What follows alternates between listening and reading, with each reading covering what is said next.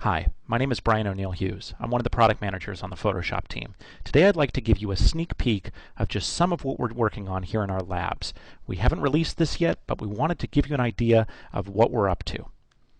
Here's an image we shot for a client, and it looked great when we took it, but in looking at it a little more closely now, we realized that we've got some lens flare here, and there are a couple of pieces of trash on the ground. And of course, this is the one they've chosen for print, so we've realized that we really need to give it some scrutiny and clean up some of the trash and the distracting elements in the image. They've also asked that we go ahead and remove this tree in the left-hand side of the image because they want to put text and a logo up there and they don't want it to conflict with the background. So we have a lot of work ahead of us. Let's first look at some tools that we have available to us right now in CS4.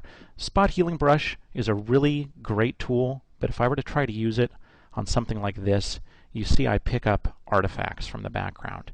And if I try to cross a shadow, like this right here, same thing. Doesn't really behave the way I would like it to. So you'll notice that we have a new content-aware option here.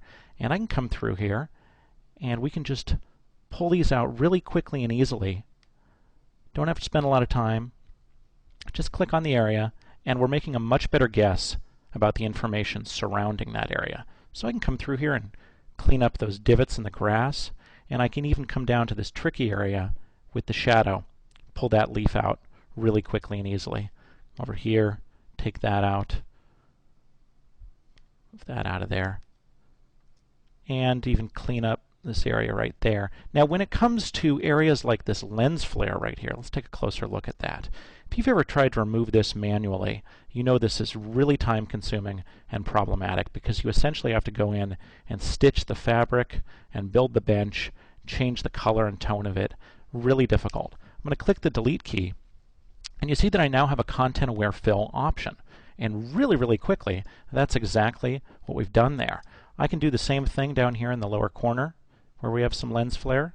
Just make a loose selection, click delete, and we'll fill in that area. Now let's talk about that tree. This is going to be a little tougher, and to make our jobs somewhat easier, let's crop the image a little bit, give it a little more balance. See, we've got a nice rule of thirds overlay there. Okay, so that's a little bit better.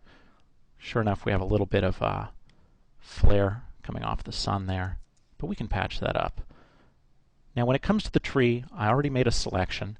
It's not a perfect selection, just intended to save a second here. And all I'm going to do is load that and just click delete and let content-aware fill chew through that and remove that tree for me. Something that would take forever and ever if I were to do that manually. It would be really tough to balance the sky. So in just a single click of the mouse, we got really far with that. I can reselect that area, choose to clean it up a little bit more by running content-aware fill on it, and you can see really quickly we've removed our lens flare, we've taken a bunch of trash off the ground, we've removed a couple of poles, and we took out that whole tree. Let's just go back and look at what we started with there. Pretty dramatic difference before and after. Let's look at another example of what we could do here. Here's another image. This one for a website, and they like the wide format of the image, but they've asked us for an image with and without the road. Now, of course, we don't have that. We only have the road that we drove out on. But let's see what content-aware fill can give us. Hopefully a starting point where we just have desert, and then we can go back and tune that up a little bit. So we're just going to let it chew through that road and put a desert over there. Excellent, great start. In fact, looks really nice. We'll just go around and touch that up a bit and we'd be done.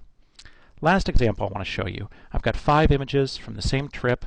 I've made a panorama of them. I love the image, I love the sky, but the biggest problem is I've got this misshaped edge and I need to fill that in. And this can be really tricky and it's a really common problem. So I'm just going to lean on my old magic wand tool. Again, click delete and ask content-aware fill to look all around the edges of the image and build out the sky and build out the foreground and the bushes and the mountains. And as we watch the progress bar race across there, just imagine how long it would take for you to do this manually with today's tools. It would be virtually impossible, and if you did do it, it would take a really long time. So let's see what we come up with here. There you go. In a matter of seconds, we've completely built out our panorama. So we retouched an image, we picked up a bunch of trash, we removed objects we couldn't before, took a whole tree out, completely changed a wide image for web, and here we fixed a really common problem with panoramas. So just a few of the things that you can do with content-aware fill.